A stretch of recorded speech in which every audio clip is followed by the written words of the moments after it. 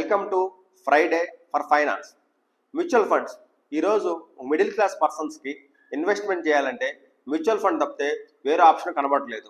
ఎందుకంటే వాళ్ళు స్టాక్ మార్కెట్లో ఇన్వెస్ట్మెంట్ చేద్దామంటే వాళ్ళకి స్టాక్ మార్కెట్ గురించి సరైన అవగాహన లేకపోవడం, లేదా ఈ ట్రంప్ లాంటి టారిఫ్ విధానాల వల్ల కానీ పొలిటికల్ రీజన్స్ వల్ల స్టాక్ మార్కెట్ కన్సిస్టెంట్గా పర్ఫార్మెన్స్ ఇవ్వడం లేదు. నెక్స్ట్ అలా కాకుండా ఎక్కువ ఇంట్రెస్ట్ వచ్చే చిట్టీల్లో కానీ లేదా ఇంట్రెస్ట్ ఇచ్చే వాళ్ళ దగ్గర పెడదామన్నా పెట్టిన డబ్బులు అసలు కూడా వస్తుందనేది నమ్మకం లేదు.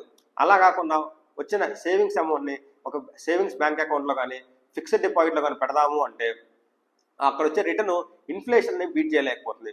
అలాగని ఈ స్మాల్ అమౌంట్స్ని రియల్ ఎస్టేట్లో వాళ్ళు ఇన్వెస్ట్మెంట్ చేయలేదు. సో మిడిల్ క్లాస్ పీపుల్ వాళ్ళ దగ్గర ఉన్న మనీని ఫ్యూచర్ కోసం ఇన్వెస్ట్మెంట్ చేసుకోవాలంటే మిగిలిన only option mutual funds. So mutual ఫండ్స్లో ఎవరైనా ఇన్వెస్ట్మెంట్ చేసుకోవాలంటే ఫస్ట్ ఎందుకు చేద్దాం అనుకుంటున్నారు, వాళ్ళ ఫ్యూచర్ గోల్ ఏంటి, నేను ఇల్లు కొందాం అనుకుంటున్నారా, లేదా రిటైర్మెంట్ ప్లాన్ చేసుకుందాం అనుకుంటున్నారా, లేదా పిల్లల యొక్క స్కూల్ ఫీజులు కానీ ఎడ్యుకేషన్ ఎక్స్పెన్స్ కానీ మీట్ అవుదాం అనుకుంటున్నారా అని రెడీ అయ్యి మ్యూచువల్ ఫండ్ స్కీమ్లోకి వెళ్ళాలి. సో మన ఆబ్జెక్టివ్ ఏందో చూసుకొని దాన్ని తగిన మ్యూచువల్ ఫండ్ స్కీమ్ని వీళ్ళు తీసుకోవాలి. సో ఇండియాలో అరౌండ్ 2500 మ్యూచువల్ ఫండ్స్ ఉన్నాయి, యాక్టివ్ స్కీమ్స్. సో ఏది మనకు సూట్ అయిద్దో మనం చెక్ చేసుకోవాలి. నెక్స్ట్ ఒకసారి మనం చెక్ చేసిన తర్వాత మనకి అందుబాటులో ఉన్నవి మన పర్పస్ని మీట్ అయ్యాయి ఒక 100-200 ఫండ్స్ వచ్చినాయి అంటే ఆ ఫండ్స్లో కూడా మళ్ళీ మనం కంపేర్ చేసుకోవాలి. ఈ కంపేర్ చేసుకోవాల్సినప్పుడు ఒక ఫండ్ నుంచి ఇంకో ఫండ్ రెండు ఫండ్స్ కూడా మన ఆబ్జెక్టివ్స్ని మీట్ అవుతుంది. బట్ ఆ ఫండ్స్ని మనకి ఏది బెస్ట్ అని కంపేర్ చేసినప్పుడు మనం కొన్ని ఫ్యాక్టర్స్ని చూడాలి. వాటిలో ఇంపార్టెంట్ ఫండ్ పర్ఫార్మెన్స్.